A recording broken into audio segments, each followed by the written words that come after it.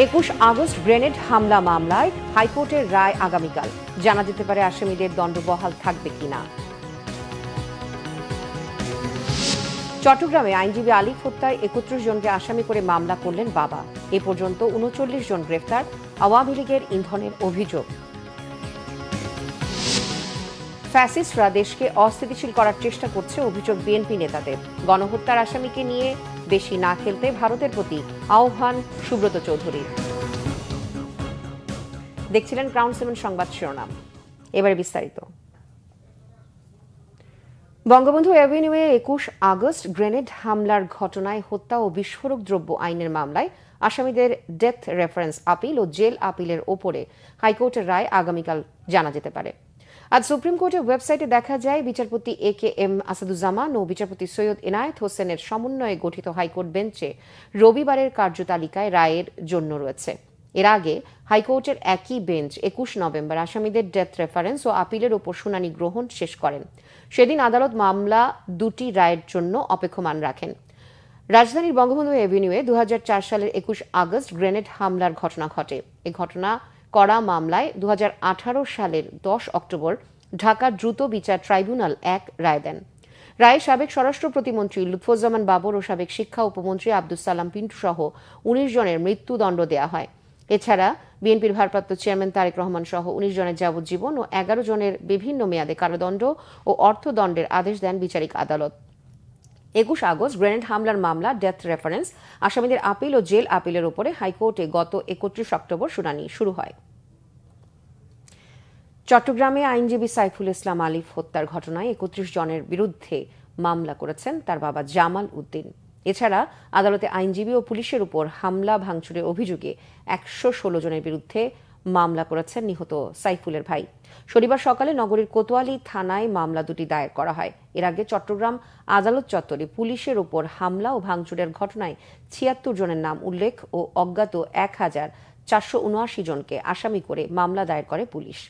গত মঙ্গলবার চট্টগ্রাম আদালতে ইসকনের বহিষ্কৃত নেতা চিন্ময় দাসের জামিন নামঞ্জুর করার পর সহিংসতায় নিহত আইনজীবী সাইফুল ইসলাম আলিফ।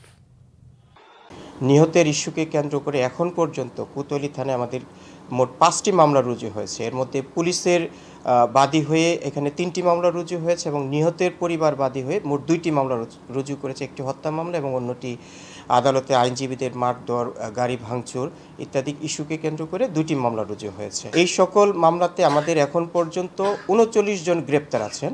একটি ভিডিও ফুটেজ আমাদের হাতে এসছে, সেটাকে আমরা পুঙ্খানুপুঙ্খভাবে বিশ্লেষণ করছি।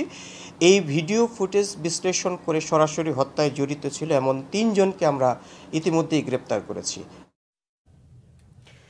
সংখ্যালঘু হিন্দুদের উপর কথিত নির্যাতনের অভিযোগ এনে বাংলাদেশি রোগীদের চিকিৎসা না দেওয়ার সিদ্ধান্ত নিয়েছে কলকাতার জে.এন. রায় হাসপাতাল।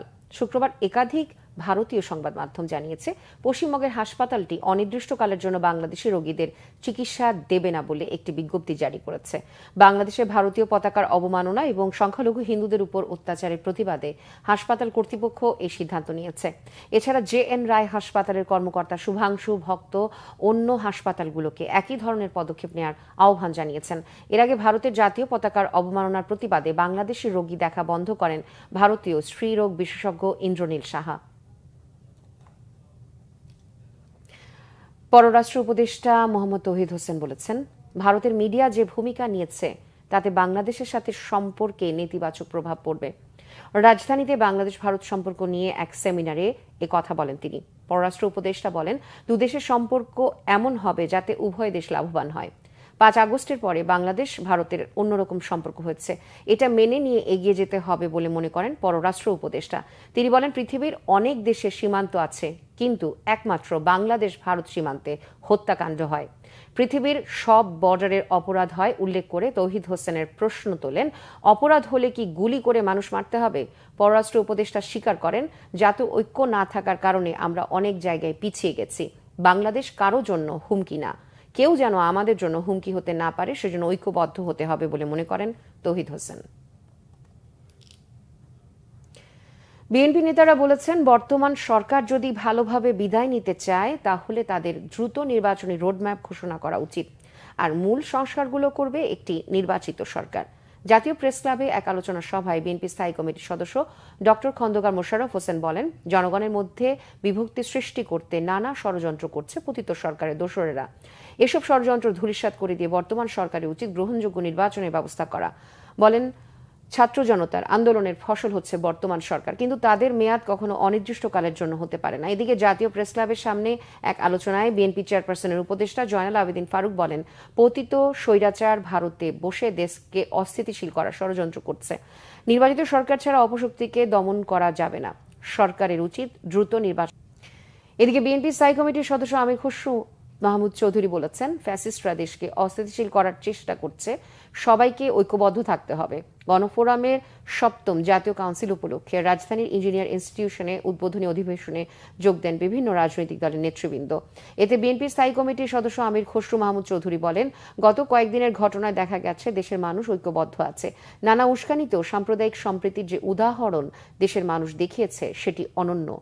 অন্যান্য রাজনৈতিক দলের নেতারা বলেন, দেশ একটি অস্থির সময় পার করছে। সাম্প্রদায়িক বিষয় নিয়ে ভারতীয় উস্কানির সমালোচনা করে তারা বলেন, পাশের বাড়িতে আগুন লাগলে আপনারাও শান্তিতে থাকতে পারবেন না। তারা বলেন, শেখ হাসিনার পরাজয় মোদি মেনে নিতে পারছেন না, তাই প্রতিনিয়ত উস্কানি দিয়েই চলছে। গণহত্যার আসামিকে নিয়ে বেশি না খেলতে ভারতের প্রতি আহ্বান জানান তারা। লিখিত বক্তব্যে ডক্টর কামাল হোসেন বলেন, ছাত্র জনতা প্রমাণ করেছে এই দেশ কোনো স্বৈরশাসকের নয়, জনগণের। আগামী নির্বাচনে বিএনপি জয়লাভ করলেও একা সরকার গঠন করবে না, সকল দল নিয়ে একটি জাতীয় সরকার গঠন করা হবে। রাজধানীর ব্র্যাক সেন্টারে এনডিএম প্রস্তাবিত রাষ্ট্র সংস্কার প্রস্তাবনা শীর্ষক এক সেমিনারে কথা বলেন বিএনপি স্থায়ী কমিটির সদস্য আমির খসরু মাহমুদ চৌধুরী।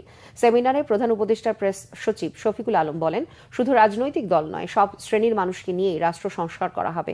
সংস্কারের আগে নির্বাচন দিলে তরুণ প্রজন্ম অন্তর্বর্তী সরকারকে কাঠগড়ায় দাঁড় করাবে। বক্তারা বলেন, বিগত 14 বছরে বিচার বিভাগের স্বাধীনতা ধ্বংস করে আইন নিজেদের স্বার্থে ব্যবহার করেছে ফ্যাসিস্ট আওয়ামী সরকার। তাদের চিহ্নিত করে বহিষ্কার করতে হবে। আগামী নির্বাচনের আগে গণহত্যাকারী আওয়ামী লীগকে নিষিদ্ধ করতে হবে। সেমিনারে এডিএম এর চেয়ারম্যান ববি হাজ্জাজ বলেন, দেশের সংস্কার প্রয়োজন, প্রতিটি রাজনৈতিক দলের দায়িত্ব রয়েছে এই সংস্কারে অংশ নেওয়া। আলোকচিত্রী শহীদুল আলম বলেন, প্রস্তাব রয়েছে অনেক, কিন্তু প্রয়োগ ও বাস্তবায়ন কিভাবে হবে তা চিন্তার বিষয়। গণ অধিকার পরিষদের একাংশের সাধারণ সম্পাদক রাশেদ খান বলেন, জাতীয় পার্টি দেশের রাজনীতিকে ধ্বংস করেছে। ভারতের মিডিয়া দেশের পরিস্থিতি নিয়ে প্রতিনিয়ত মিথ্যাচার করে চলছে। সরকার রাজনৈতিক দলগুলোকে আস্থায় রাখতে ব্যর্থ হয়েছে। অন্তর্বর্তী সরকার ব্যর্থ হলে কারোরই অস্তিত্ব রাখবে না শেখ হাসিনা ও তার দোসরেরা, বলেছেন জুলাই শহীদ স্মৃতি ফাউন্ডেশনের সাধারণ সম্পাদক সার্জিস আলম। সকালে ময়মনসিংহে শহীদ পরিবারে আর্থিক সহায়তা প্রদান অনুষ্ঠানে তিনি কথা বলেন। সার্জিস বলেন, খুনি হাসিনা এবং তার দোসরেরা সব দিক দিয়ে চেষ্টা করছে যেন এই সরকার সফল না হয়। যে স্বপ্ন ও স্পিরিট নিয়ে অভ্যুত্থান হয়েছে তা রক্ষা করতে হবে। অভিযোগ করেন, অনেক শহীদ পরিবার রয়েছে যাদের সন্তানকে দাফন করতে দেয়া হয়নি, তাদেরকে বিভিন্নভাবে হয়রানি করা হচ্ছে। এই ছিল এখনকার মতো। পরের সংবাদ সন্ধ্যা 6টায়। এর আগে 5টায় রয়েছে নিউজ টপ 10 দেখার আমন্ত্রণ রইল। এছাড়া বাংলাদেশের সংবাদ ও সংবাদ সংশ্লিষ্ট অনুষ্ঠান দেখতে ভিজিট করুন www.bbnews24.com ও facebook.com/bangladeshinews এবং সাবস্ক্রাইব করুন youtube.com/bangladeshinews। এতক্ষণ সাথে থাকার জন্য ধন্যবাদ সবাইকে।